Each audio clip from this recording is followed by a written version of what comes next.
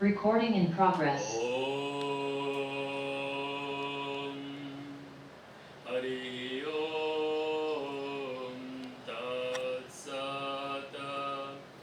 ओम श्री परमात्मने नमः। अथ श्रीमद्भगवद्गीतासु उपनिषत्सु ब्रह्म विद्यायां योगशास्त्रे श्रीकृष्णार्जुन संवादे कर्मयोगो नाम तृतीयोऽध्यायः। आज सेशन नंबर 17 श्रीमद् भगवद गीता के अध्याय नंबर 3, जिसका नाम है कर्मयोग। कर्मयोग जिसके ऊपर प्रभु पिछले 100 से ऊपर जितने भी श्लोक हुए, 100 देख रहे हैं, 119 श्लोक, पहले अध्याय के 47 श्लोक और दूसरा अध्याय जो सांख्य योग है उसके 72 श्लोक हम पूरे कर चुके हैं, जिसमें भगवान ने अर्जुन के माध्यम से हम मनुष्यों को क्या करना है और क्या नहीं करना चाहिए उसके ऊपर पूरा फोकस करते हुए बताया। हम अध्याय 3 में जाए उससे पहले 2-3 बातें कर लिया जाए। इस अध्याय नंबर 3 में जिसका नाम क्या है, कर्म योग है। पहला अध्याय क्या था, अर्जुन विषाद योग, जिसमें अर्जुन को विषाद हुआ, अर्जुन डिप्रेशन में चले जाते हैं। दूसरा है सांख्य योग, अर्जुन के प्रश्न पूछने के बाद भगवान सांख्य योग का, ज्ञान योग का, कर्म योग का उपदेश देते हैं। और यहाँ पे अध्याय 2 में ही शुरू में अर्जुन भगवान की शरणागति को स्वीकार करते हैं, भगवान के शिष्य बनते हैं। और अब अध्याय नंबर 3 जिसका नाम है कर्म योग, ये किया मैंने कर्म योग। जयेश भाई जरा इसको फोकस करेंगे। अच्छा। सभी 18 अध्याय का नाम मैंने यहाँ लिख रखा है, आपसे अनुरोध है कि इसको याद कर लीजिएगा। कम से कम सभी अध्यायों के नाम तो पता होना चाहिए। जिस तरह से आपके परिवार में 5, 7, 10, 15, 20 लोग होते हैं, उसी तरह सबका नाम तो याद होना चाहिए ना, कम से कम अपना परिवार है। वैसे ही श्रीमद् भगवद गीता के ये जो जितने अध्याय हैं, श्रीमद् भगवद गीता के ये अध्याय अर्थात ये सभी इनके बच्चे हैं श्रीमद् भगवद गीता के छोटे छोटे, और हर एक बच्चे का नाम पता होना आवश्यक है। तो इसके लिए मैं एक बार सबका नाम बोल देता हूँ। अध्याय 1 अर्जुन विषाद योग, सांख्य योग, कर्म योग, ज्ञान कर्म संन्यास योग, कर्म संन्यास योग, आत्म संयम ध्यान योग। बहुत सारे लोगों को ध्यान की, आत्म संयम ध्यान योग, ज्ञान विज्ञान योग, ज्ञान विज्ञान योग, ज्ञान से विज्ञान, विज्ञान से ज्ञान। विचार करिए, ये श्रीमद् भगवद गीता। अक्षर ब्रह्म योग, राज विद्या राजगुह्य योग, विभूति योग, विभूति भगवान की विभूतियां क्या क्या हैं, 80 से 90 विभूतियों की चर्चा हुई है। विश्वरूप दर्शन, विश्वरूप दर्शन, भगवान का दर्शन। भक्ति योग, ध्यान दीजिएगा, ज्ञान की बात हुई, कर्म की बात हुई, ध्यान की बात हुई और भक्ति की बात हो रही है। क्षेत्र क्षेत्र विभाग योग, गुणत्रय, किस 3 गुण होते हैं, कहाँ कहाँ 3 गुण होते हैं, गुणत्रय विभाग, पुरुषोत्तम विभाग, दैवासुर संपद विभाग। थोड़ा देवों की चर्चा सब जगह होती है, आज अध्याय 3 में भी हम थोड़ा देवों की चर्चा करेंगे। दैवासुर, दैव और असुर संपद्वी भाग, द्विविभाग, 2 विभाग। श्रद्धा त्रय, कहते हैं ना श्रद्धा से काम करो, श्रद्धा क्या होती है, श्रद्धा त्रय विभाग योग। और अंत में मोक्ष संन्यास योग, मोक्ष है, मोक्ष के साथ मोक्ष संन्यास योग।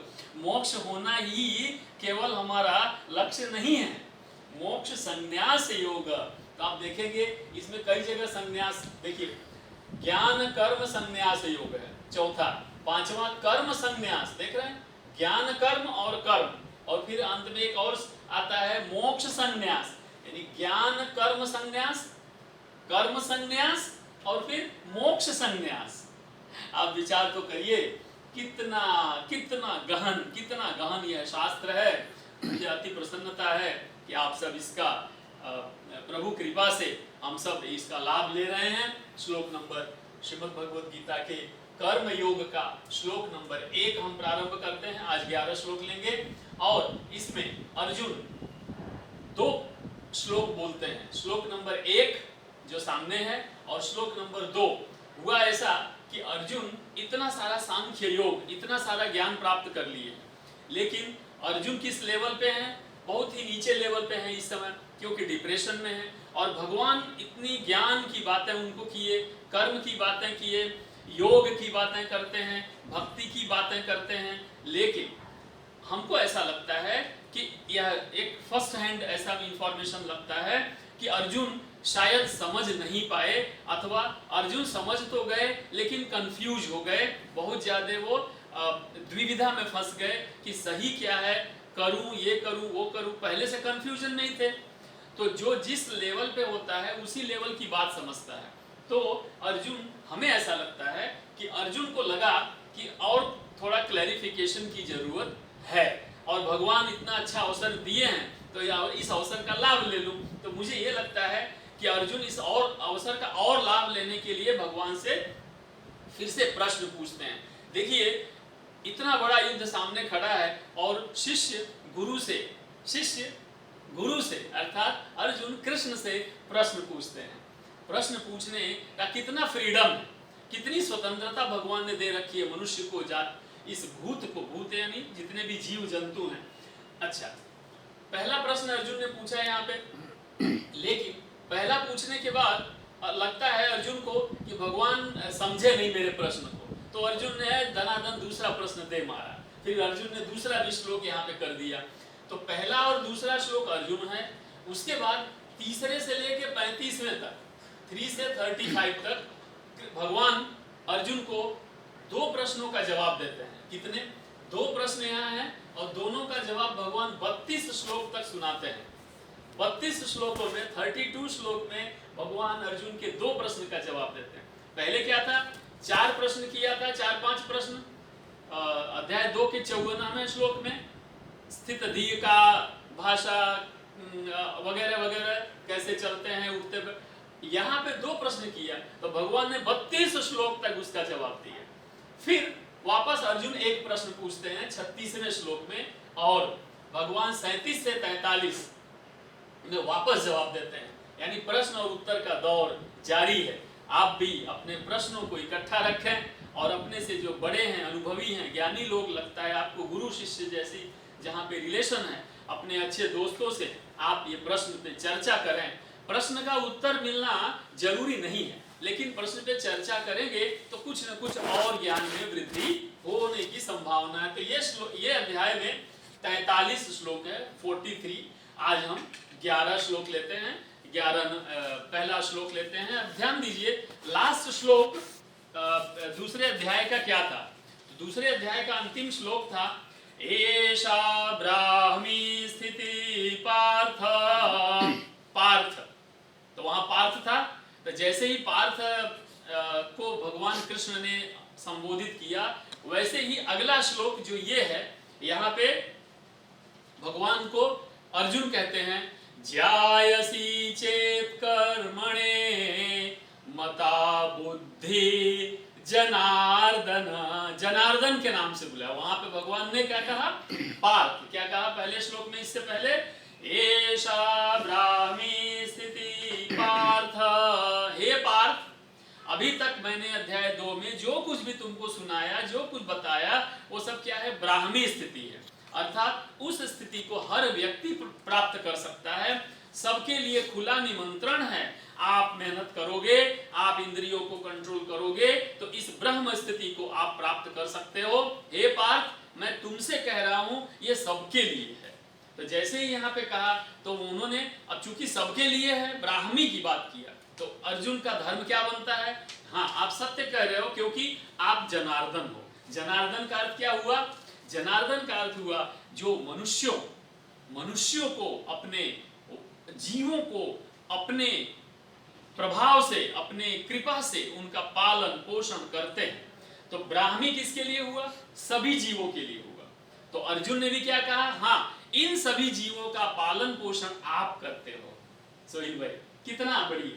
इससे पहले श्लोक में क्या कहा? पार्थ ब्राह्मी स्थिति है। ब्राह्मी स्थिति यानी ये जो स्थिति है, ये सबके लिए है। पूरा आकाश खुला, सबके लिए, कोई भी उस ऊंचाई तक पहुंच सकता है। तो ऐसा कहा तो अर्जुन का धर्म बनता है कि हाँ, सोचिए अर्जुन कितने बुद्धिमान थे, कितने ज्ञानी थे, कितने सभ्य थे। तो उन्होंने सभ्यता का परिचय दिया। और क्या परिचय दिया? हाँ, इसीलिए आप जनार्दन हो, इसीलिए आप समस्त जीवों का पालन पोषण करने वाले, आप सबके स्वामी हो, सबके आप कर्ता धर्ता आप हो। इसलिए कहा, इसलिए हे जनार्दन, मुझे एक प्रश्न है, कृपया उसका उत्तर दें। अब जनार्दन कहने के बाद कहा, ज्यायसी चेत कर्मणस्ते मता बुद्धि। मता बुद्धि मतलब क्या होता है कि मानते हैं, ऐसा मानना, और बुद्धि यानी बुद्धि। तो कह रहे हैं कि कर्म फल, च एत कर्मण ते, ते मतलब आपके द्वारा, आपके द्वारा मानना, यानी आपने बुद्धि को बताया कि एक बुद्धि है और एक कर्म है, अर्थात एक बुद्धि योग से काम करना है और एक कर्म योग से काम करना है। तो कहा कि दो चीजें आपने मुझे बताया। आपने बताया कि कर्मण ते मता बुद्धि, यानी बुद्धि अर्थात ज्ञान कर्म से श्रेष्ठ है, ऐसा आपने बताया। ज्यायसी, ज्यायसी यानी उत्तम, अच्छा है, मतलब जय यानी होता है उत्पन्न होना। तो उसकी जो स्थापत्य है वो बुद्धि की, वो कर्म से अच्छी है, ऐसा आपने कहा। यानी सामान्य भाषा में कहें तो पहले श्लोक का अर्थ ये हुआ, हे जनार्दन, आपके अनुसार बुद्धि अर्थात ज्ञान कर्म से श्रेष्ठ है। क्या श्रेष्ठ है? बुद्धि अर्थात ज्ञान कर्म से श्रेष्ठ है, अर्थात उत्तम है, अर्थात अच्छा है। अगर ऐसा है तो आगे पूछा, तत् किम, प्रश्न पूछा, याद आया आपको? श्लोक नंबर 54 अध्याय 2 में बार बार पूछा, का भाषा, किम तिष्ठति, कैसे बैठते हैं, किम चलति, कैसे चलते हैं। यहां भी पूछा, किम कर्मणि, किम तत् किम, अतः आप मुझे क्यों, कर्मणि, कर्म में, घोरे, घोर होता है ना घोर कर्म है, घोर कर्म, अघर्म, अघोर कर्म नहीं कहते, बहुत अघोरी है, अघोरी यानी बहुत ही मतलब बहुत ही खराब कैटेगरी का, अघोरी किस्म का आदमी, यानी उसका बहुत ही जड़ प्रकृति का है या बहुत ही ज्यादा निर्दयी प्रकार का, ऐसा एक समाज में कहा जाता है। तो घोरे, घोर यानी एकदम मतलब कठिन, यानी बहुत ज्यादा मुश्किल, ऐसा। तो इस घोर कर्म में आप तत् किम, मुझे क्यों, घोरे माम, मुझे नियोजयसी, मुझे क्यों उसमें डाल रहे हैं, आप उसमें अंदर मुझे क्यों लगा रहे हैं। नहीं होता है कि आपने मुझे उसमें फंसा दिया, मतलब अर्जुन इनडायरेक्टली कह रहे हैं कि मुझे कर्म करने में क्यों फंसा रहे हो। मतलब अब क्या हुआ, यहां से समझ में ये आया कि कृष्ण ने कहा कि ज्ञान श्रेष्ठ है, बुद्धि श्रेष्ठ है, और कर्म के बारे में भी चर्चा किया। तो अर्जुन पहले से क्या चाहते थे कि किसी बहाने मुझे यहाँ से छोड़ के भाग जाना पड़े, कम से कम युद्ध ना करना पड़े, ऐसा उन्होंने सोच ही लिया था पहले से। तो पहले से जो मानसिकता बना लिया व्यक्ति, वो बोलते हैं ना, कौन सा घड़ा पे पानी कलर नहीं चढ़ता है, पाका घड़ा, पाका घड़ा कलर ना चढ़े, मतलब घड़ा एक बार बन गया है, तैयार हो गया, उसके ऊपर कलर करने जाओगे तो नहीं होता।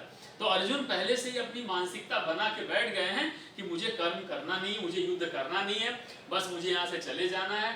अर्जुन यानी हम सब पहले से सोच के बैठ गए हैं कि हमको ये तो नहीं ही करना है। तो चाहे आपका बॉस, आपके पिता या आपकी माता, आपके पत्नी, आपके पति कितना भी कहें, आप वो नहीं करना चाहेंगे, और करना चाहेंगे तो गला दबा के जबरदस्ती करने जाते हैं। तो ऐसे ही अर्जुन को यहाँ पे ये हो रहा है कि भगवान मुझे जबरदस्ती ये कर्म क्यों करने को कह रहे हैं, हे केशव आप मुझे इसका कारण बताइए। तो ये पहला श्लोक रहा है आज का, श्लोक नंबर 2। मतलब ये है कि अर्जुन को भी कर्म से भागने की इच्छा है, ऐसा ये श्लोक से विदित होता है, प्राप्त होता है, पता चलता है। अब चूंकि अर्जुन ने पहला ये प्रश्न पूछा तो अर्जुन को लगा कि पता नहीं भगवान समझे या नहीं समझे, तो उसके ऊपर दूसरा श्लोक भी दे मारा धड़ाधड़। और क्या दिया, व्यामी, श्लोक नंबर 2 देखिए, व्यामिश्रियेणेव वाक्येन बुद्धिं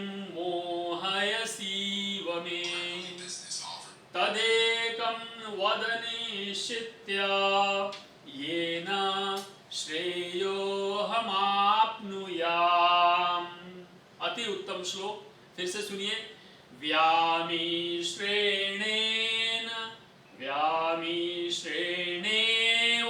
वाक्येन, वाक्येन, वाक्य से, वाक्यों से क्या हो रहा? वाक्य यानी उपदेश, यहाँ पे जो वचन, वचनों से, उपदेश से, मिश्रेण, मिश्रेण मतलब जानते हैं ना, व्यामिश्रेण यानी मिश्र, मिश्र मतलब होता है मिश्रण, मिश्रण यानी मिला जुला, यानी ऐसे अलग अलग नहीं, मिला जुला।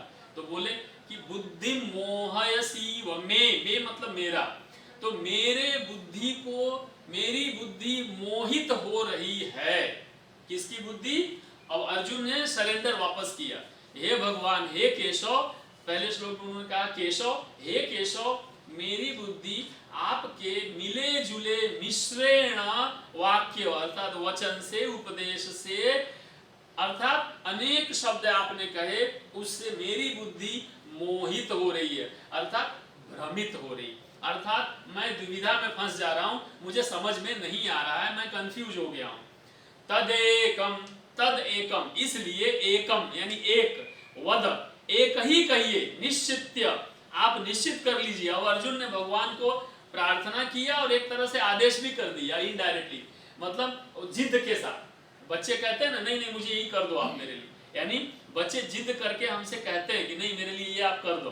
तो अर्जुन अब यहाँ पे थोड़ा सा जिद भी कर दिए कि आप इतनी सारी बातों को बताना मुझे मत करो, क्योंकि मैं कंफ्यूज हो रहा हूं। इसलिए तदेकम, तद एकम, एक वद कहिए, निश्चित्य, निश्चित किया हुआ, ये न, जिससे, श्रेय अर्थात मैं श्रेय को, कल्याण को प्राप्त हूं, श्रेय, अहम, अहम यानी मैं, आपनुयाम, मैं प्राप्त हो जाऊं। मतलब हे प्रभु, इसलिए आप कृपया मुझे निश्चित करके केवल एक बात बता दीजिए कि मुझे क्या करना चाहिए और क्या नहीं करना चाहिए। आप मुझे कृपया, आप देखो अर्जुन शुरू से लेके अभी तक भगवान से एक ही निवेदन कर रहे हैं, हे प्रभु आप कृपया मुझे एक चीज बता दो, मेरे लिए जो श्रेयस्कर है वो कह दो। क्यों? अर्जुन को कंफ्यूजन है।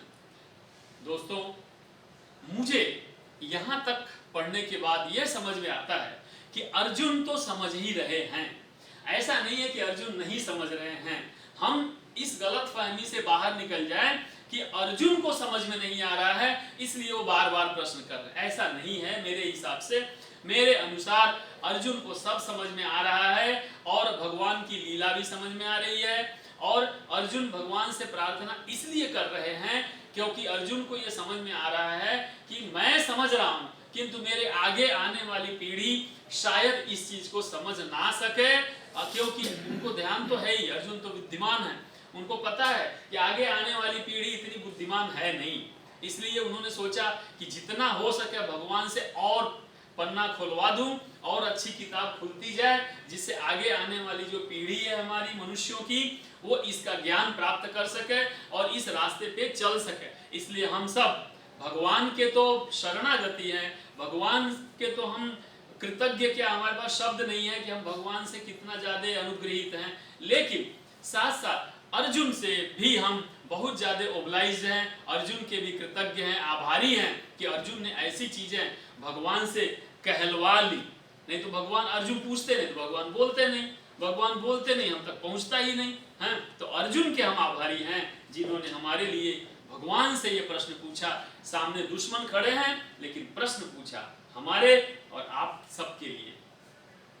तीसरा श्लोक नंबर 3, श्री भगवान वाच। मैंने बताया पहला और दूसरा श्लोक अर्जुन ने कह दिया, अब तीसरे से 35वें तक अब भगवान, ये केवल 2 प्रश्न का उत्तर, एक कर्म और ज्ञान योग में कौन सा श्रेष्ठ है और कर्म ही हमको क्यों करना है, और दूसरा प्रश्न कि क्या बताया, कोई एक चीज दोनों में से एक बताओ जो मुझे करना चाहिए, जो मेरे लिए श्रेयस्कर है। अब भगवान ये 2 प्रश्न का उत्तर 35 तक देंगे, 3 से 35, 33 श्लोक तक भगवान ये अर्जुन को समझाते हैं। आप समझो, देखिए पहला, श्री भगवान वाच, भगवान के वचन है, कृपया बहुत ही शुद्धता के साथ उच्चारण करें। गलती हो सकती है लेकिन जानबूझ के ना करें। श्री भगवान वाच लोकेस्मिन् द्विविधा निष्ठा पुरा प्रोक्ता मया नघ ज्ञानयोगेन सांख्यानां कर्मयोगेन योगिनां। ये मेरा फेवरेट श्लोक है और मुझे बहुत अच्छा लगता है, तो मैं आपसे इसके बारे में बार बार कहूंगा। लोकेस्मिन्, लोके अर्थात इस दुनिया में, इस संसार में। संसार मतलब आप जानते हो जो चलता रहे, जो चेंज होता रहे, जो हमेशा परिवर्तन होता रहे, उसको क्या कहते हैं? संसार।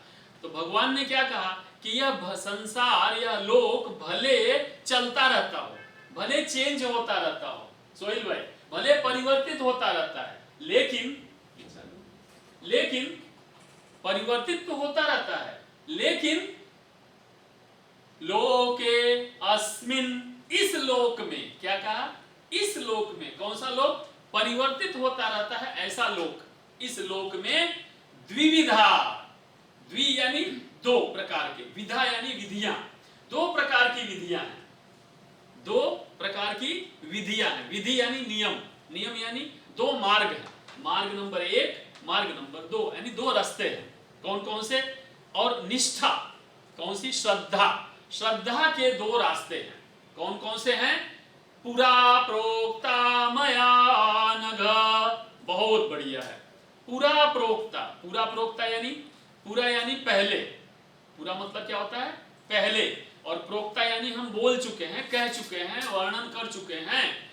मया, मया यानी मेरे द्वारा, मैंने किया। मैंने यानी कौन हुआ? भगवान कृष्ण। भगवान कृष्ण कह रहे हैं, हे अर्जुन, इस दुनिया के लिए, इस संसार के लिए, इस चक्र के लिए, इस परिवर्तनशील दुनिया के लिए पहले भी मैंने दो प्रकार के नियम बताए हैं। मया अनघ, अनघ, अनघ, अनघ मतलब होता है जिसने कभी कोई पाप न किया हो, निष्पाप। निष्पाप का अर्थ क्या हुआ? अर्जुन का नाम भगवान ने बोला अनघ, अनघ, अनघ, अनघ मतलब होता है निष्पाप। निष्पाप मतलब होता है जिसने कोई भी पाप नहीं किया, वो। अर्जुन का नाम भगवान ने निष्पाप कहा। आप विचार करिए, अर्जुन निष्पाप है। भगवान की नजर में अर्जुन कोई पापी है नहीं, लेकिन अर्जुन क्या कहते हैं पहले अध्याय में कि अगर मैं ऐसा करूंगा तो मैं पाप का भागीदार बनूंगा। यहां तक बोला कि हे कृष्ण, हे माधव, अगर हम ये युद्ध करेंगे तो मैं अकेले नहीं, आप भी इस पाप के भागीदारी बनेंगे, इस पाप के हिस्सा में बनेंगे, नहीं आप भी पापी हो जाएंगे। ऐसा अर्जुन का मत था, लेकिन भगवान ने यहाँ आकर उस प्रश्न का उत्तर दिया और कहा, हे अर्जुन, तुम अनघ हो, तुम निष्पाप हो, तुम किसी भी प्रकार का पाप नहीं किए हो और न कर रहे हो। बताओ, भगवान ने अगर किसी को कह दिया कि तुम निष्पापी हो तो वो आदमी कितना सौभाग्यशाली है, हैं? भगवान कृष्ण अर्जुन को कहते हैं तुम निष्पापी हो, अनघ हो। फिर ज्ञान योगेन सांख्यानाम, उन्होंने कहा कि मैंने दो प्रकार के मार्ग बताए। कौन कौन से? एक ज्ञान योग और एक कर्म योग। तो पहला है अनघ से कहा ज्ञान योग, और दूसरा बताया कर्म योग। ठीक है, आप देखिए, पहला सांख्य योग में ज्ञान हो गया, ज्ञान योग, और दूसरा कौन सा हो रहा है? कर्म योग। अब दूसरा हमारा चालू है। तो पहला सांख्य योग, तो बोला कि ज्ञान योग अर्थात सांख्य योग का की बात किया, और दूसरा कर्म योग की बात किया, अर्थात जो योगी करते हैं। तो भगवान ने पहले अध्याय और दूसरे अध्याय में योगियों की चर्चा किया, बुद्धि योग, ज्ञान योग, भक्ति योग, कर्म योग की बात किया, और वो यहाँ वापस अर्जुन को बता रहे हैं कि हे अर्जुन, अब चाहते तो भगवान तुरंत अर्जुन को डांट देते कि अरे यार, तुमको इतनी देर से समझा रहा हूं, समझ में नहीं आ रहा है। अरे तुमको कर्म करना चाहिए, और वो कर्म बुद्धि पूर्वक करना चाहिए, वही तुम्हारा भक्ति योग है, और वो करने में तुम्हारा कल्याण है। इसलिए उठो और युद्ध करो, उठो और अपने अपने धर्म कर्म का निर्वाह करो, जो कि जिसमें कोई पाप नहीं है। बस इतना बोल देते, लेकिन नहीं, भगवान का धीरज कितना है, भगवान का धैर्य कितना, भगवान का पेशेंस कितना है कि भगवान ने कहा, हे अर्जुन रुको, मैं तुमको समझाता हूं। तो क्या समझाया कि कर्म योग योगियों के लिए है और ज्ञान योग ज्ञानियों के लिए है। अर्थात ऐसे लोग जो ज्ञान के माध्यम से उत्तम लोक को प्राप्त करना चाहते हैं वो ज्ञान के थ्रू करते हैं, और जो कर्म के माध्यम से करना चाहते हैं वो कर्म के माध्यम से करते हैं। इसलिए दो मार्ग मैंने पहले भी कहा, मैंने पहले कहा अर्थात किसने कहा, भगवान कृष्ण ने पहले कहा है। अर्थात इसी त्रेता युग में कह रहे हैं, सॉरी द्वापर युग में कह रहे हैं, ऐसा नहीं, उससे पहले भी कह चुके हैं। अर्थात भगवान ने पहले के अवतारों में भी यही बातें कही हैं, योग में वेद में ऐसा कहा है। अगला श्लोक लेते हैं, श्लोक नंबर 4। श्लोक नंबर 4 में हम पहुंचते पहुंचते अब भगवान का बढ़िया, यहाँ पे देखिए किस तरह से कर्म के प्रति भगवान अर्जुन को खींच करके ले जाने का उत्साह वर्धन करते हैं। कहते हैं ना कर्मणा आरंभा ना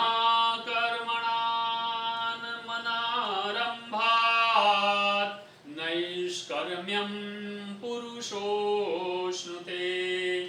न कर्मणामनरारम्भात् नैष्कर्म्यं पुरुषोऽश्नुते न च संन्यासनादेव सिद्धिं समधिगच्छति। ये श्लोक मैं अच्छे से पढ़ता हूँ, ध्यान से सुनेंगे। न कर्मणामनारम्भात् नैष्कर्म्यं पुरुषोऽश्नुते न च संन्यसनादेव सिद्धिं समधिगच्छति। बहुत ही अच्छा श्लोक है। यहाँ पे भगवान ने कहा न कर्मणाम अनारंभात, अर्थात ऐसा कोई व्यक्ति जो कर्म के आरंभ से विमुख हो जाए, अर्थात कर्म से विमुख हो जाए, तो न कोई केवल कर्म से विमुख हो सकता है और कर्म फल से मुक्ति पा सकता है। अर्थात कर्म न करके आप चाहें कि मैं कर्म न करूं तो कर्म का फल नहीं मिलेगा, कर्म का फल नहीं मिलेगा तो मुझे मुक्ति मिल जाएगी। अर्थात कई लोग ये सोचते हैं अगर कि मैं बिना कर्म किए ही अपना जीवन यापन कर लूं, तो भगवान ने कहा ऐसा नहीं हो सकता है। अर्थात अगर आपको मुक्ति प्राप्त करनी है, मुक्ति अर्थात आपको उच्च कोटि में जाना है, आपको उत्थान की ओर जाना है, आपको ग्रोथ और प्रोग्रेस करना है, तो आपको कर्म करना पड़ेगा। और जो भी कर्म करोगे उस कर्म से आप विमुख हो करके कोई कर्म नहीं कर सकते, कर्म तो करना ही पड़ेगा और तब वो कर्म फल मिलेगा। और कर्म फल किस रूप में मिलेगा? मुक्ति के रूप में मिलेगा। तो कहा कि ना कोई केवल कर्म से विमुख रहकर कर्म फल से मुक्ति पा सकता है। अर्थात कर्म के फल रूप मुक्ति को प्राप्त करना है तो कर्म से विमुख आप नहीं हो सकते, अर्थात कर्म का त्याग नहीं कर सकते। यहाँ पे एक डायरेक्ट मैसेज भगवान ने दिया। और दूसरा क्या कहा? पुरुषोष्णुते, पुरुषों के लिए अर्थात हर एक व्यक्ति के लिए, हर एक मनुष्य के लिए यह भगवान ने संदेश दिया कि ना तो कर्मों का आरंभ किए बिना निष्कर्मता को प्राप्त होगा, अर्थात कर्म करना तो पड़ेगा, कर्म करोगे तो कर्म की निष्कर्मता के परे जाओगे, उससे बाहर जाओगे।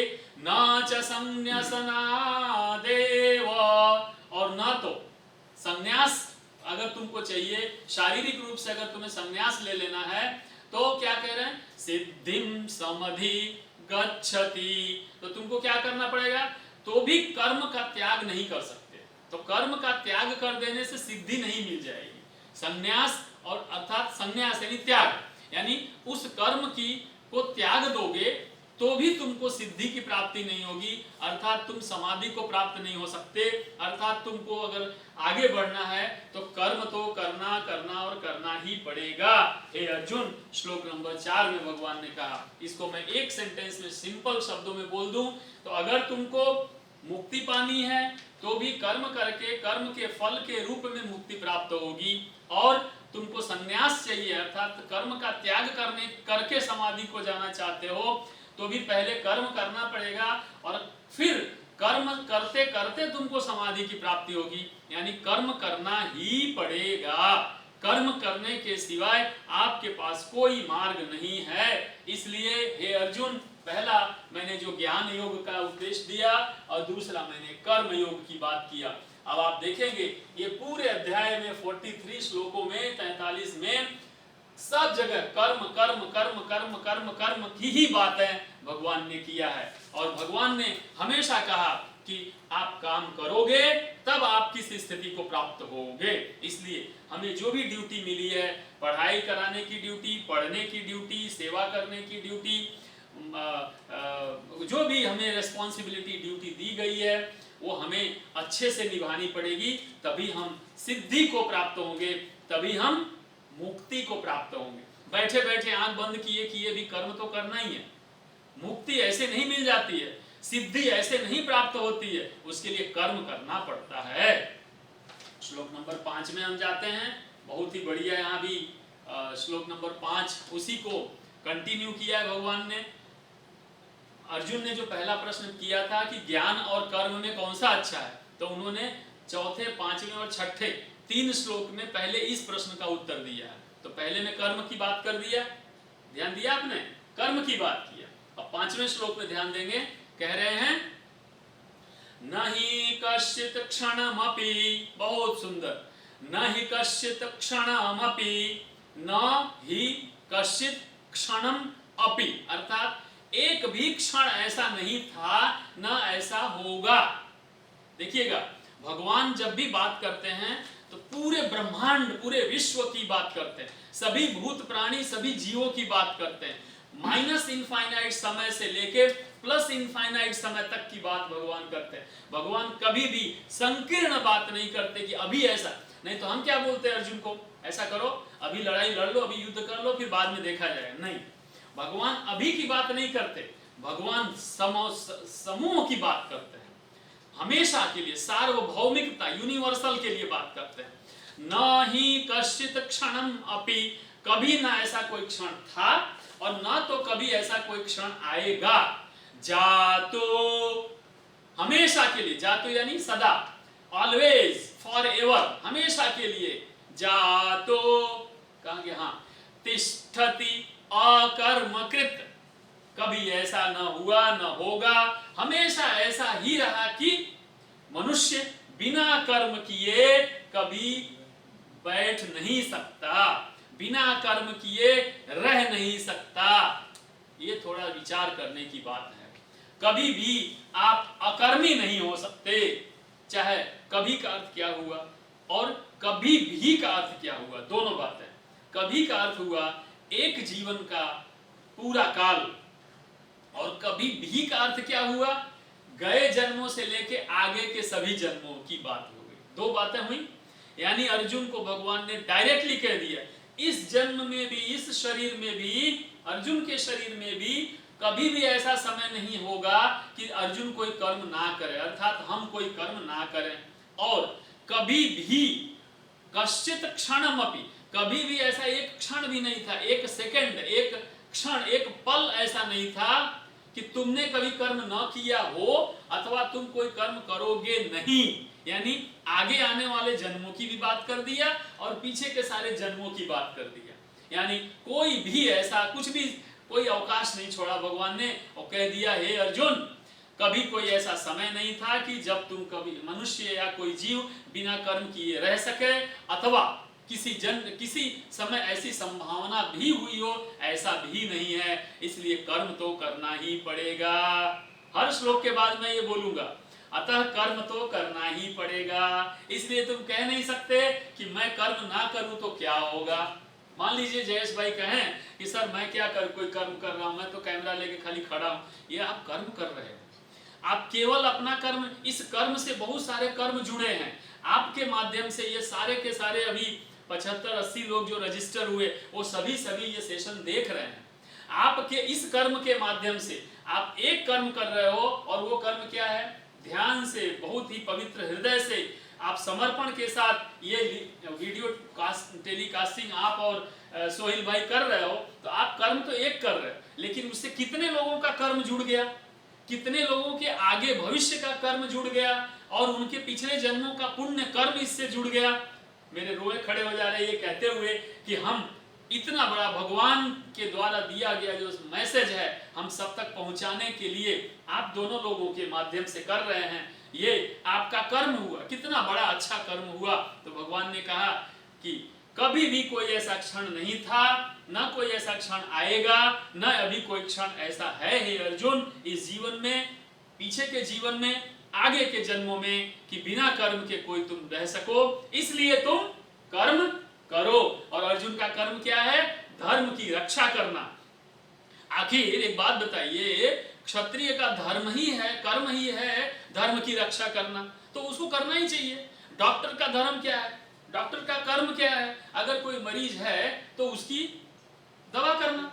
और डॉक्टर बोले भले ना मरीज चिल्ला रहा है, वो तड़प रहा है, लेकिन मेरे पास इंजेक्शन भी है, दवाई भी है, मुझे पता भी है बीमारी क्या है, तो भी मैं नहीं करूंगा, जाने दो उसको, मुझे क्या है?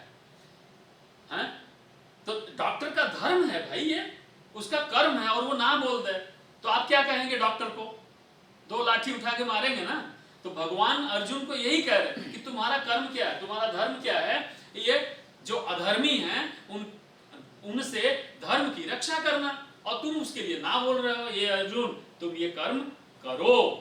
दूसरा श्लोक, कार्यते ह्यवशः कर्म कर्मः प्रकृति जैर्गुणैः। आप ध्यान दीजिएगा, अब यहां से एक्चुअली आगे जब हम जाएंगे तो एक जगह त्रिगुण अध्याय आता है, 3 गुणों के बारे में बात चर्चा होती है, लगभग क्षत्र 14वें श्लोक में। तो 14वें अध्याय में गुणत्रय विभाग है। भगवान ने यहाँ से धीमे धीमे गुण के ऊपर जाने की चर्चा शुरू कर दिया। भगवान कितने, आप सोचो कितने बुद्धिमानी पूर्वक एक एक चीज को धीमे धीमे ले जा रहे हैं। बताया कि प्रकृति जन्य अर्थात प्रकृति से उत्पन्न गुण है। कौन कौन से गुण हैं? 3 गुण हैं। वो कौन से हैं? रजस, तमस और सतगुण। तो ये जो 3 गुण हैं, यहाँ अभी कहा नहीं उन्होंने खाली छू दिया। बच्चों को हम नहीं बोलते हैं अच्छी वाली चॉकलेट देंगे, अच्छी वाली कौन सी, और वो अच्छी वाली बाद में सोचना, लेकिन खाली चॉकलेट नाम दे दिया। तो यहाँ कह दिया कि 3 गुण होते हैं जो प्रकृति से उत्पन्न होते हैं, और सभी लोगों को इन्हीं गुणों के वश में होकर के, कहाँ होके? वश में। अर्थात भगवान ने वापस एक और शब्द दे दिया अर्जुन को कि तुम भी उसी प्रकृति के गुण के वश में हो गए हो। और चूंकि तुम प्रकृति से आप अलग हैं नहीं है, आप प्रकृति के अंदर ही हैं, हम इससे बाहर तो नहीं निकल सकते।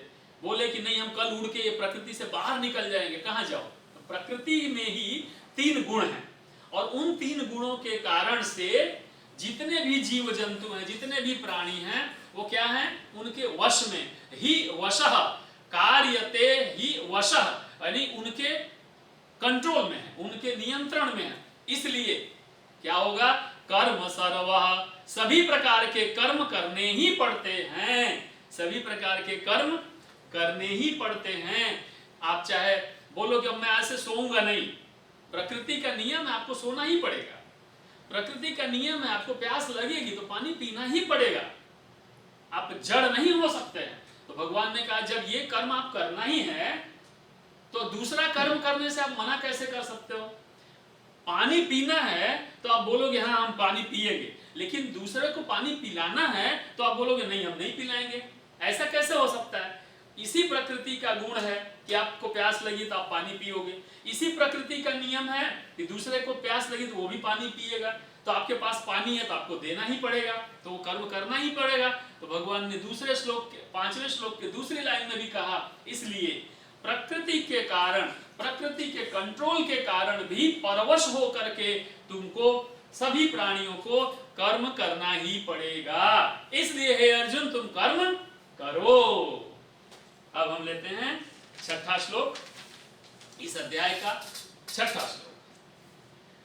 अगेन आपको ध्यान होगा कि भगवान ने दूसरे अध्याय में इंद्रियों को कंट्रोल करने की बात कही थी और इंद्रियों को कंट्रोल करके कर्म करने की बात कही थी और कहा था कि जो योगी जन, सन्यासी जन, त्यागी जन होते हैं, जो भगवत भक्ति में जुड़े रहते हैं, मृत्यु के समय भी अगर आपके इंद्रियों का जो रस है, इंद्रियों का जो विषय है, इंद्रियों का जो आसक्ति है, वो अगर आप आंतरिक हो गई, अंतर्मुखी हो गई, यानी बाहर की जगह अंदर देखने लगी, तो या निशा सर्वभूतानां, यानी बाहर की जो अंधेरापन है वो अंदर की ओर जाओगे तो उजालापन होगा। तो अगर उसमें चले गए तो क्या होगा आपका? भगवान ने कहा कल्याण होगा। भगवान ने वापस यहाँ कहा कि कर्म ही करना है। तो कैसे कर्म करोगे? तो कर्म, अर्जुन को प्रश्न हुआ होगा मन में कि कर्म तो कर लेंगे चलो, लेकिन कैसे करना चाहिए? तो भगवान ने उनका उत्तर यहाँ दिया। क्या कहा? कर्मेन्द्रियाणि संयम्य य आस्ते मनसा स्मरन्, कर्मेन्द्रियाणि संयम्य य आस्ते मनसा स्मरन्, इंद्रियान् विमूढ़ात्मा, यहाँ गलत हो गया, सॉरी, यहाँ इंद्रियान् विमूढ़ात्मा नहीं है, यहाँ है ये मेरे लिखने में गलती हो गई है, इंद्रियार्थान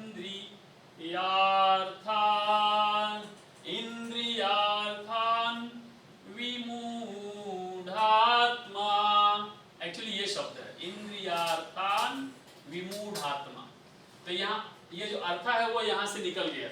इंद्रियार्थान विमूढ़ात्मा मिथ्याचारः स उच्यते, स उच्यते, ऐसा कहा गया है। भगवान सुनिए क्या कह रहे हैं। मैंने पहले कहा है कि इस ब्रह्मांड में, पूरे ब्रह्मांडों के ब्रह्मांड में दो नियम है। पहला ज्ञान योग है और दूसरा कर्म योग है, वो आपको करना ही पड़ेगा। ज्ञान की प्राप्ति भी कर्म से ही होगी ना। मैं बोलूं कि मैं आपको यह भगवत गीता का संदेश सुनाते सुनाते सीख रहा हूं, आप क्या कहेंगे? मैं ये भगवत गीता का संदेश सुनते सुनते सीख रहा हूं। अंत में दोनों ज्ञान को ही प्राप्त हो रहे हैं। तो लेकिन कैसे कर रहे हैं? कर्म के माध्यम से। कर्म नहीं करेंगे तो ज्ञान भी प्राप्त नहीं होगा। तो भगवान यहाँ कह रहे हैं कर्म को करोगे कैसे? तो कहा कर्मेंद्रियाणि संयम्य, आपकी कर्मेंद्रियां हैं कितनी हैं? 5। कल हमने बात किया था कि कर्मेंद्रियों पे कंट्रोल करो, याद है? एक इंद्रिय है तो भी आप पकड़े जाते हो। हमको तो भगवान ने 5-5 इंद्रियां दिया है, तो बोला पांचों कर्मेंद्रियों को संयम, नियंत्रित करो, कंट्रोल में रखो। और उसके बाद क्या करो? आस्ते, यानी कंट्रोल में करने के बाद भी अगर मनसा स्मरण, मन में उस इंद्रियों के विषय का चिंतन रह गया। इंद्रियों को तो लोग कंट्रोल कर लेते हैं। जैसे मान लो आप लोग खड़े हैं, 2 लोग 4 लोग खड़े हैं और मुझे किसी पे गुस्सा आया तो मेरे कंट्रोल कर लूंगा। क्यों? क्योंकि मुझे इज्जत की पड़ी है कि मुझे, अरे यार मैं सबके सामने क्रोध करूंगा तो लोग क्या सोचेंगे? अरे यार सर तो बड़े क्रोधी है ना? तो मेरी इज्जत आपके नजर में क्या होगी? घट जाएगी। तो मैं क्या करूंगा? 10 लोगों की हाजिरी में अपने इंद्रियों पे कंट्रोल रखूंगा, इंद्रियों को अपने नियंत्रण में रखूंगा। लेकिन मन में क्या हो रहा है? मन के अंदर कंट्रोल नहीं। तो क्या बोला? इंद्रियार्थान विमूढ़ात्मा, इंद्रिय अर्था विमूढ़ आत्मा, 3 चीजें हुई। कौन कौन से? इंद्रिय अर्थ, अर्थ यानी विषय, इंद्रियों की आसक्ति अंदर रह गई, बाहर इंद्रियां कंट्रोल हो गई, लेकिन अंदर इंद्रियों का जो विषय है, इंद्रियों की जो आसक्ति है, अगर वो रह जाती है विमूढ़ आत्मा, तो वह आत्मा अर्थात वह जीव क्या कहलाएगा? विमूढ़ अर्थात भ्रमित, अर्थात क्या कहलाएगा? मिथ्याचारी अर्थात ढोंगी, पाखंडी। तो ऐसा व्यक्ति जिसने इंद्रियों को कंट्रोल कर लिया, लेकिन अंदर मन में इंद्रियों का रस, इंद्रियों की आसक्ति, इंद्रियों का विषय अंदर रह गया और मन में वो चलता रहता, अंदर मन में घूमता रहता है, बाहर कंट्रोल है लेकिन अंदर अंदर घूमता रहता है। ये वैसे ही हुआ, ऐसे मैंने चंदन लगा लिया, बढ़िया कपड़ा पहन लिया, कुर्ता जब्बा पहन लिया, हाथ में श्रीमद् भगवत गीता ले लिया और मैं चल रहा हूं, लेकिन मेरे अंदर काम, क्रोध, लोभ, मोह, ईर्ष्या, द्वेष, हर प्रकार के अंदर भोग, लालसा, आसक्ति सब अंदर भरा हुआ है। तो भगवान ने क्या कहा, ऐसा व्यक्ति ढोंगी है, ऐसा व्यक्ति पाखंडी है और ऐसा व्यक्ति मिथ्याचारी है। ऐसा जो जीव है वो भ्रमित है, वो जीव आत्मा नहीं है, वो केवल मन का दास है, मन का नौकर है और वो व्यक्ति कभी भी कर्म कर नहीं सकता।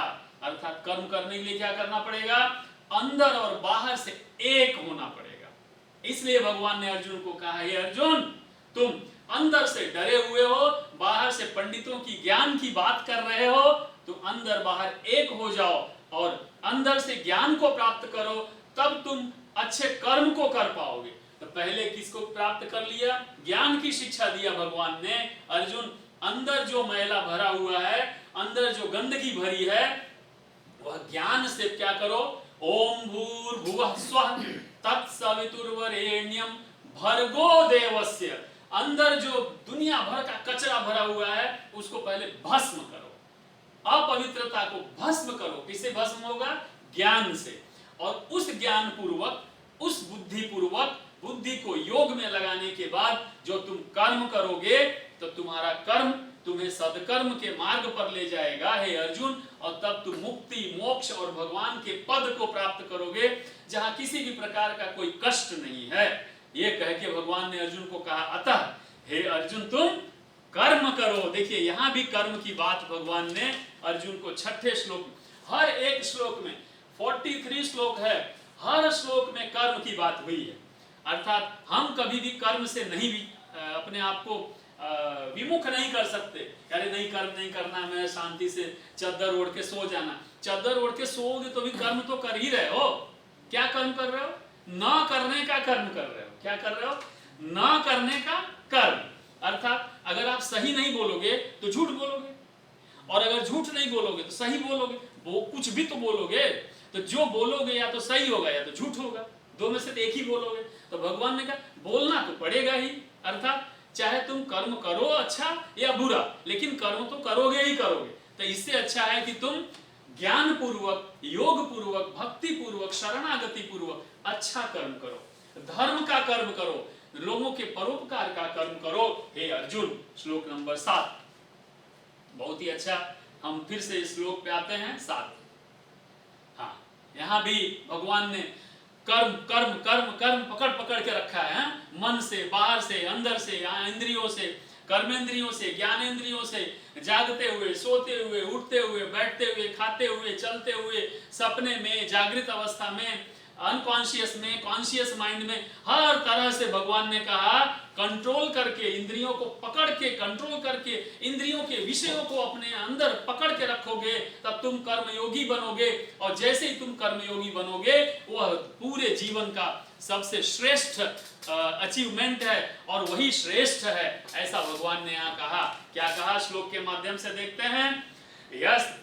यस्त्विन्द्रियाणि मनसा, अर्थात यह यानी जिसका, जो, तू, यह तू, इंद्रियाणि, इंद्रियां, एक इंद्रिय नहीं, कितनी इंद्रियां, पांचों पांच कर्मेंद्रियां और पांचों पांच ज्ञान इंद्रियां। तो भगवान ने बोला, क्योंकि ज्ञान इंद्रिय भी कर्म इंद्रिय के ऊपर ही निर्भर करती है ना। मान लो जीव क्या है, कर्म इंद्रिय है, लेकिन जीव का जो स्वाद है वो ज्ञान है।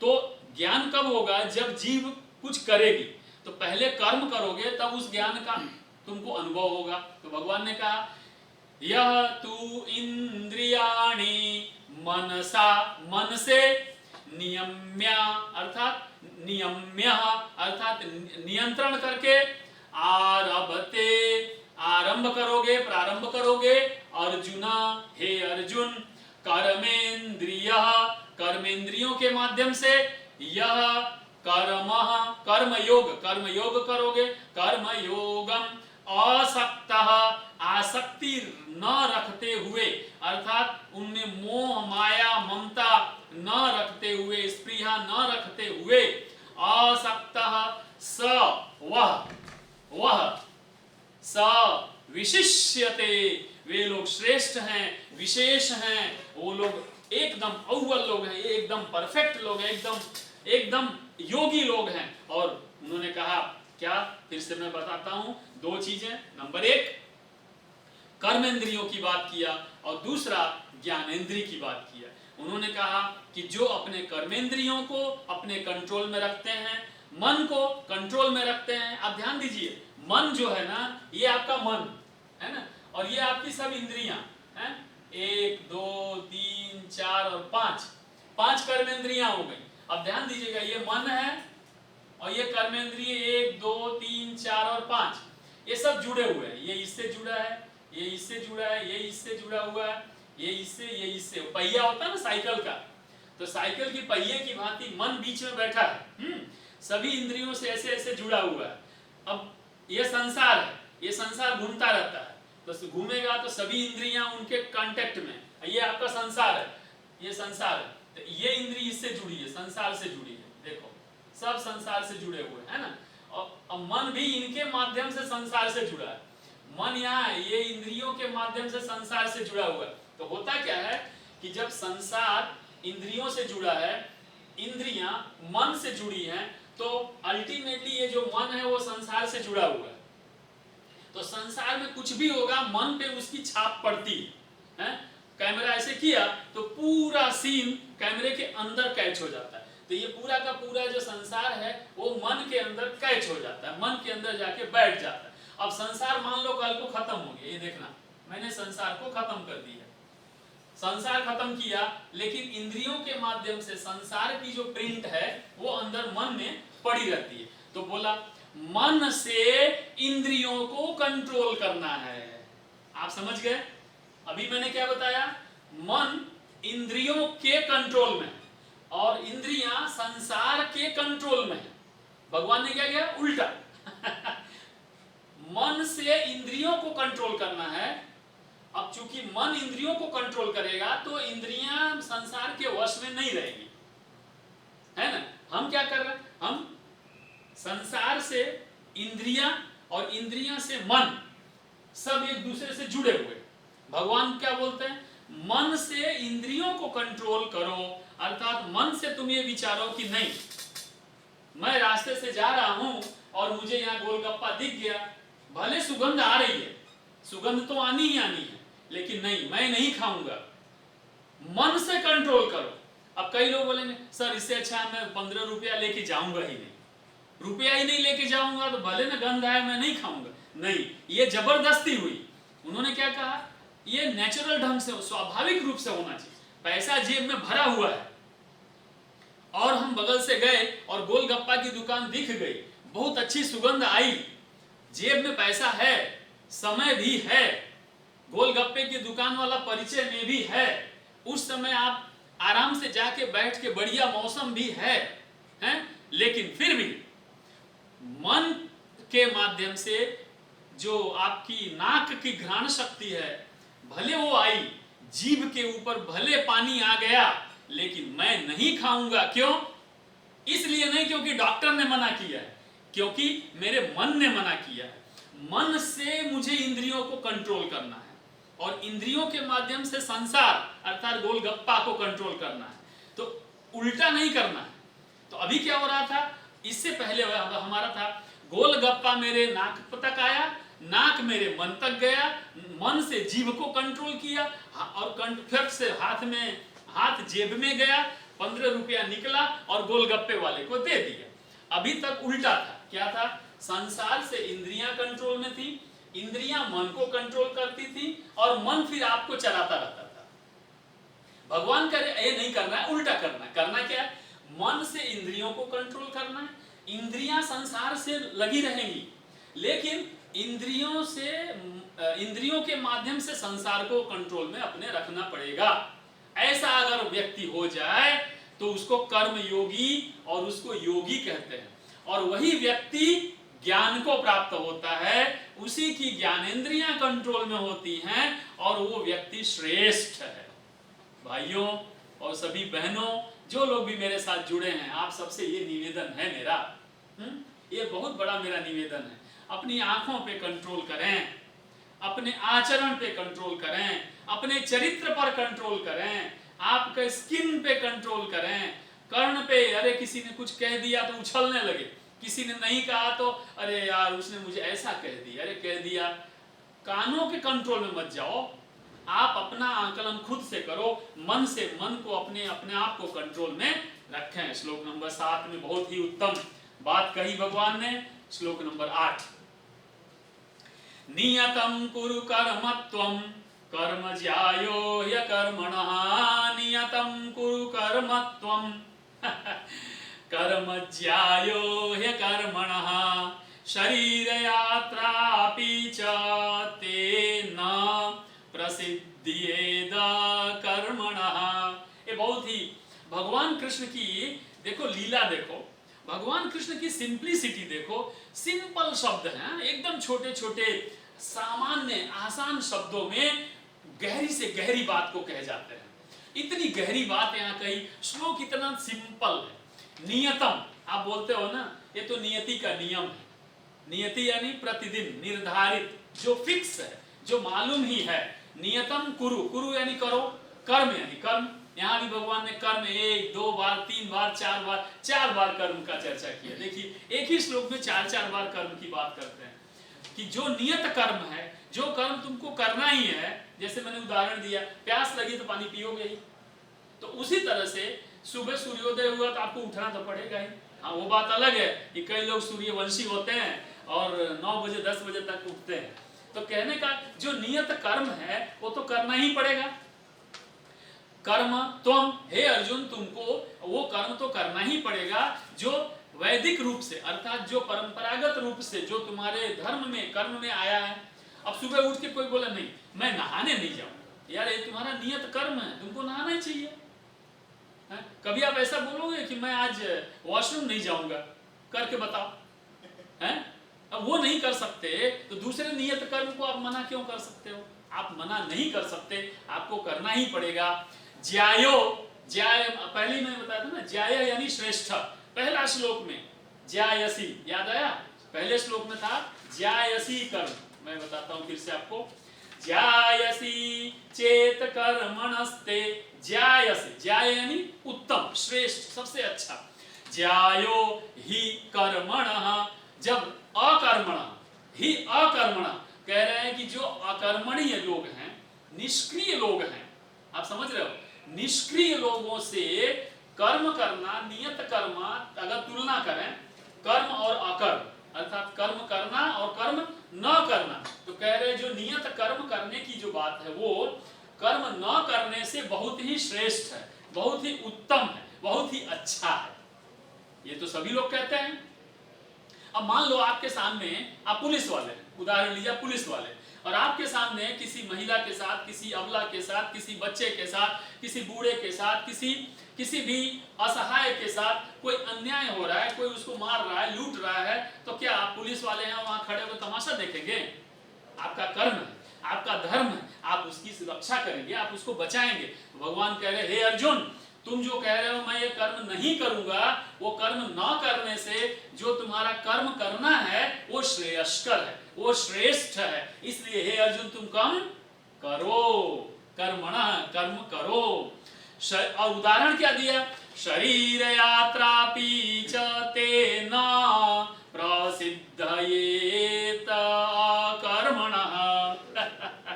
भगवान ने कहा अगर तुम अपने शरीर की रक्षा चाहते हो तो शरीर संबंधी काम भी तो करना पड़ेगा।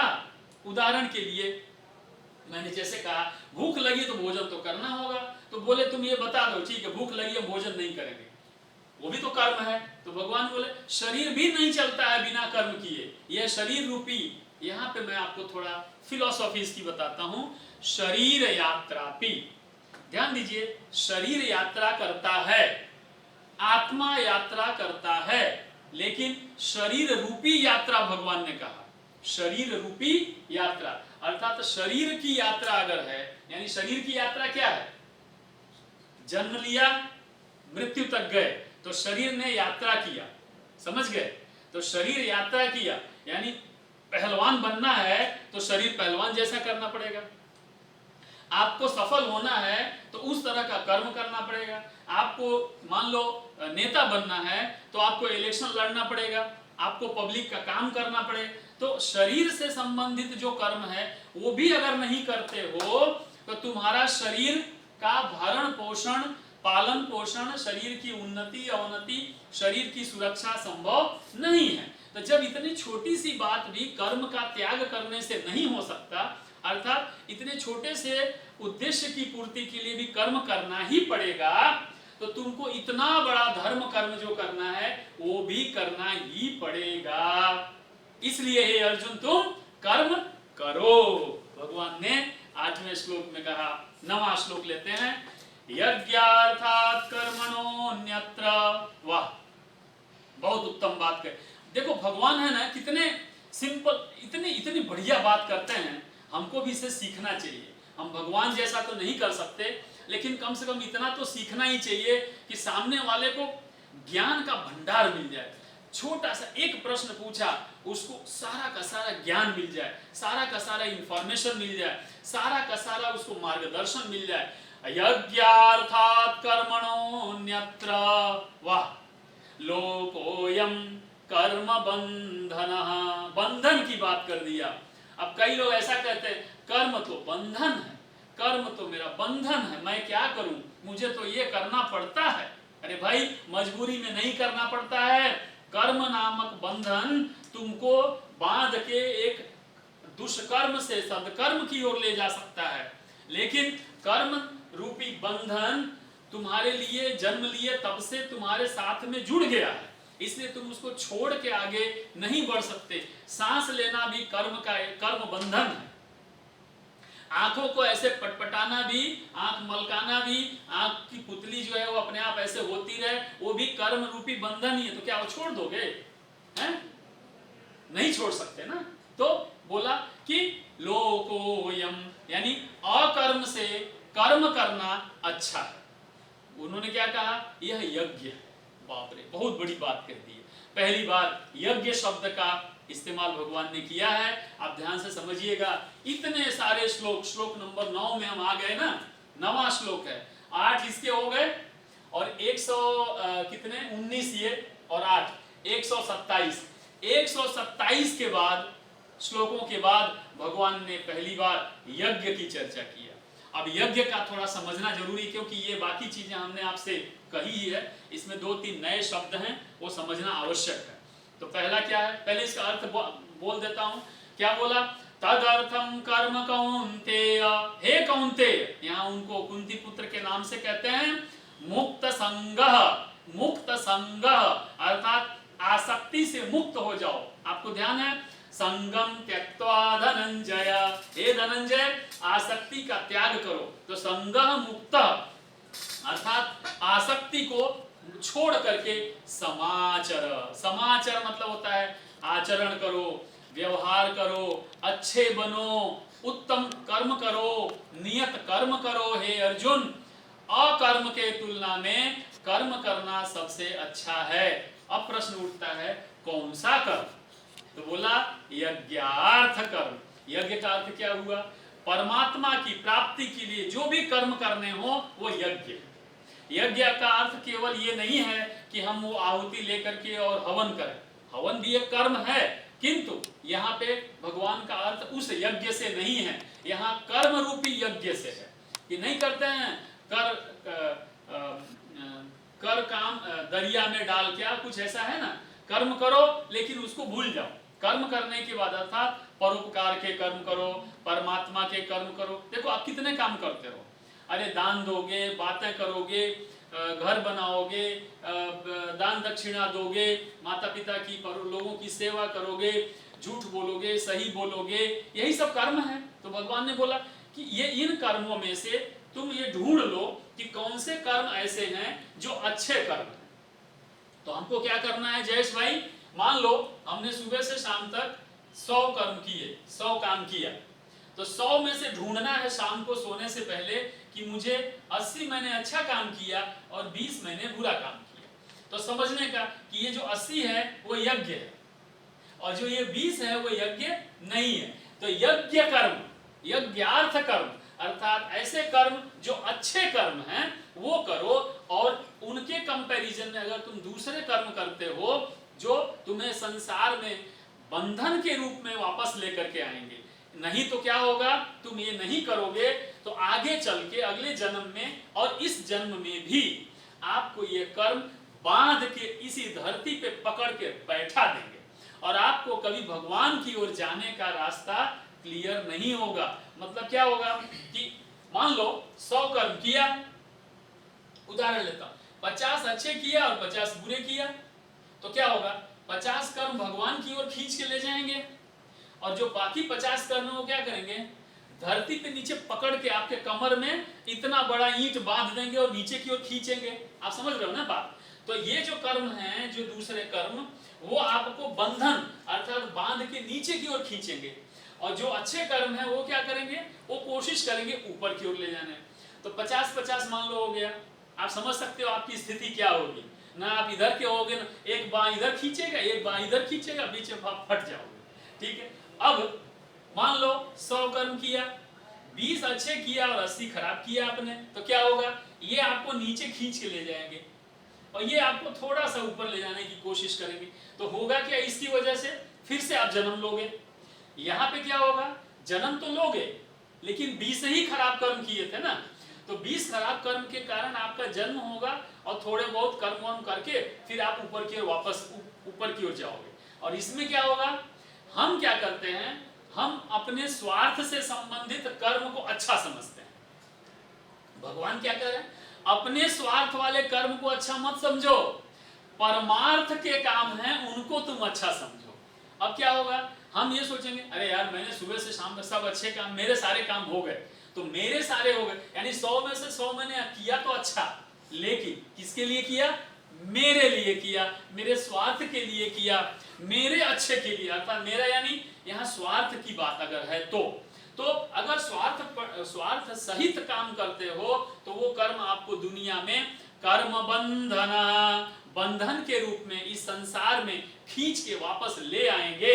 और अगर आप वो कर्म परमार्थ के लिए करते हो, अर्थात अन्यों की सुविधा के लिए, अन्यों के अच्छे के लिए, अन्य समाज के लिए करते हो, तो वो सारे के सारे कर्म आपके बंधन नहीं बनेंगे, ऐसा भगवान ने कहा। इसलिए हे अर्जुन, तुम जो अभी सोच रहे हो वो स्वार्थ सोच रहे हो, और मैं जो तुमसे कह रहा हूं वो परमार्थ का कर्म करने को कह रहा हूं। इसलिए हे अर्जुन, ये स्वार्थ के कर्म को छोड़ दो, नहीं तो तुम बंधन में फंस जाओगे, और तुम यह कर्म करो जो धर्म कर्म है और जिससे धर्म की रक्षा होगी। इसलिए हे अर्जुन, तुम यह धर्म कर्म करो। श्लोक नंबर 10। बहुत उत्तम, बहुत बढ़िया। शायद हम एक श्लोक रह जाएगा, देखते हैं। श्लोक नंबर 10। सह यज्ञा प्रजा सृष्ट्वा पुरोवाच प्रजापति। आप देखिए, ये दूसरी बार भगवान ने पुरोवाच का इस्तेमाल किया। पहले भी भगवान ने कहा, पहले मैंने कहा था, श्लोक नंबर 4 में 3 में भगवान ने कहा, पहले मैंने कहा था कि कर्म और ज्ञान 2 प्रकार के योग होते हैं हे अर्जुन, पहले भी मैंने कहा था। और यहाँ भगवान वापस कह रहे, पुरोवाच प्रजापति। प्रारंभ में यह सृष्टि जब बनी, उसके प्रारंभ में प्रजापति अर्थात ब्रह्मा जी, ब्रह्मा, पहले भगवान ने क्या कहा, ऐसा ब्रह्मा। कौन से श्लोक में कहा, अध्याय 2 के 72वें श्लोक में भगवान ने कहा था, ऐसा ब्राह्मी स्थिति ही पार्थ, अर्थात इस स्थिति को ब्राह्मी स्थिति कहते हैं। यहाँ भगवान 10वें श्लोक में क्या कहते हैं, प्रजापति, अर्थात ब्रह्मा, अर्थात ब्रह्मा ने सृष्टि के प्रारंभ में कहा था, किससे,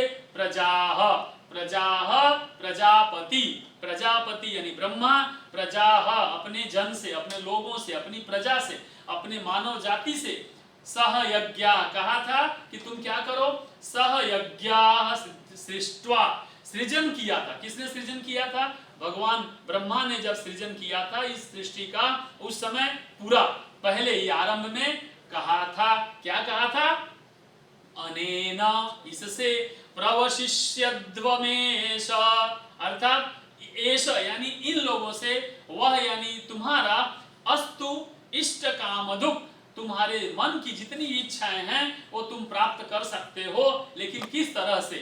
कर्तव्य पालन के द्वारा। किस तरह से? देव लोगों के, देवताओं के सहयोग से। किस तरह से? तो कर्तव्यों को जन्म दिया और वो कर्तव्य तुमको करना ही पड़ेगा। और किस तरह से? यज्ञ के रूप में। तो भगवान ने कहा यज्ञ के रूप में जो तुम कर्म करते हो, अर्थात जो भी परमार्थ का काम करोगे, जो ब्रह्म प्राप्ति के लिए काम करोगे, तब तुम्हारी सारी इच्छाएं पूर्ण होंगी। आप समझो, उल्टा है ना। हम क्या सोचते हैं, जब हम हमारे लिए कर्म करेंगे तो हमारी इच्छा पूरी होगी। जयेश भाई, है ना। हम क्या सोचते हैं कि जब मैं मेरे लिए कर्म करूंगा, मेरे परिवार के लिए करूंगा, मेरे लोगों के लिए करूंगा, तो मेरी इच्छाएं पूरी होंगी। यहां भगवान क्या कह रहे हैं? उल्टा।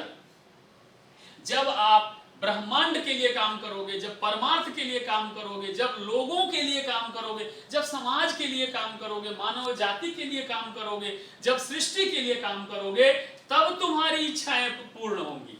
तब तुमको वो चीजें मिलेंगी जो तुम चाहते थे या जो तुम्हारे लिए उपयोगी हैं। लो, ये तो गड़बड़ हो गया है। मतलब अगर मैं ये श्रीमद् भगवद गीता का अध्ययन, मनन, चिंतन अपने लिए नहीं कर रहा हूं, ये सोच के कर रहा हूं कि भगवान का ये मैसेज है, भगवान का ये ज्ञान है, मुझे ये समाज के लिए देना है, तो मुझे अपने आप प्राप्त हो जाएगा, मुझे अपने आप मिल जाएगा। अर्थात इतनी सारी चीजें ये ले करके भगीरथ क्या किए थे?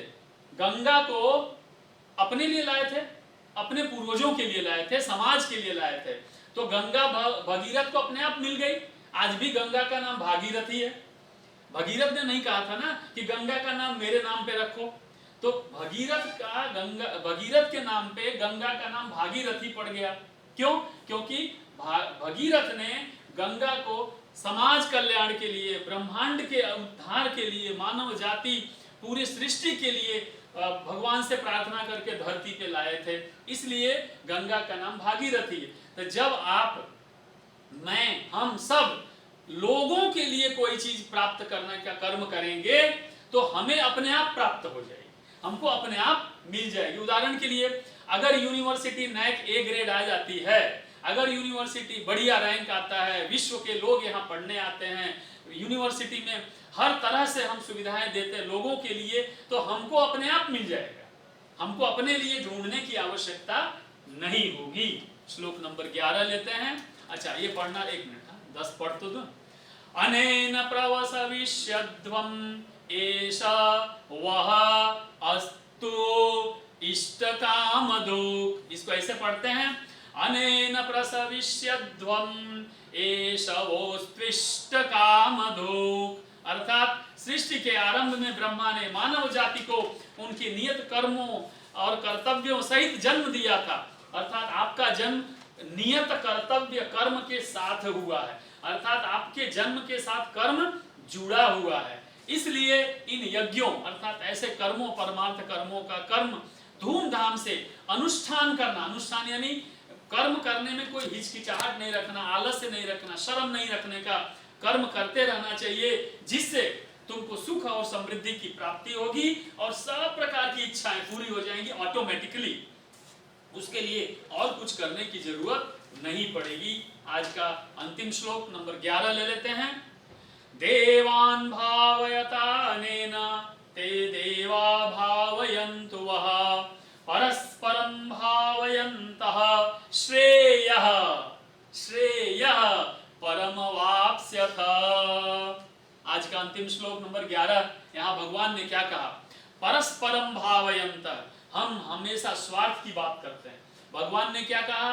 परस्पर उत्थान की बात करो, एक दूसरे के सहयोगी बनो, एक दूसरे का मर्डर मत करो, एक दूसरे का खींचातानी ना करो, एक दूसरे का सहयोग करो।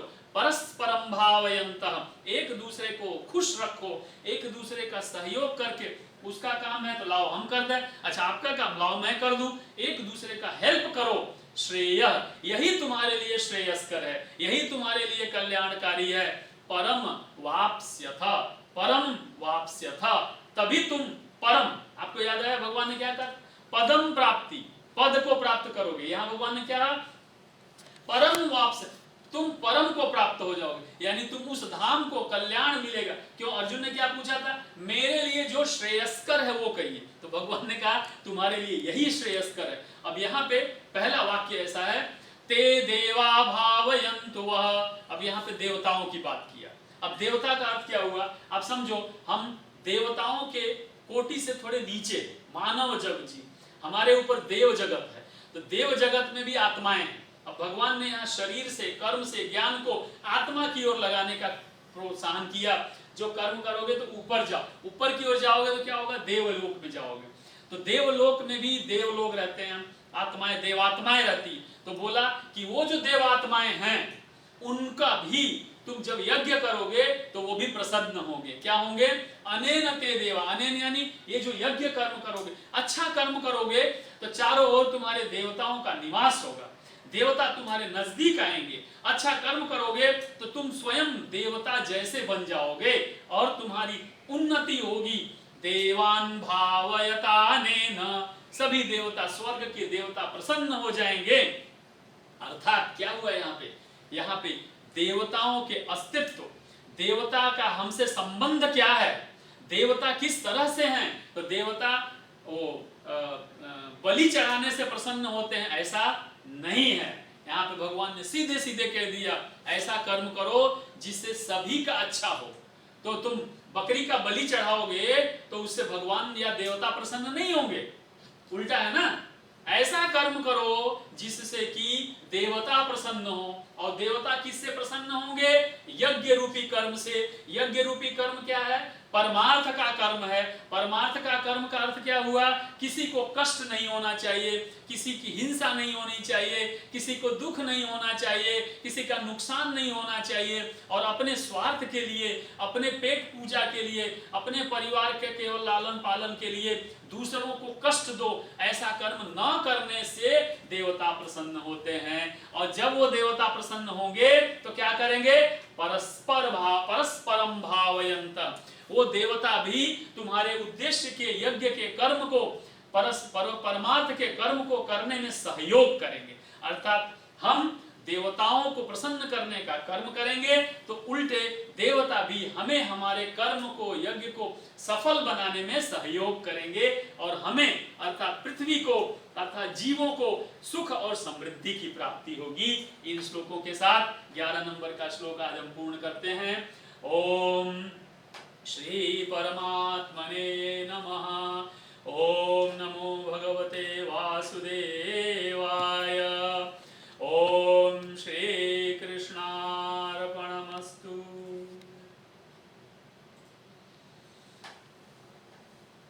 बीच में से वो चला गया था, मैं आपको बताना नहीं चाहता था, एक आधे मिनट के लिए। अच्छा ठीक है, तो मेरा क्या जूम ने ही हमें बाहर फेंक दिया था, पता नहीं क्यों, टेक्निकल प्रॉब्लम कुछ रहा होगा।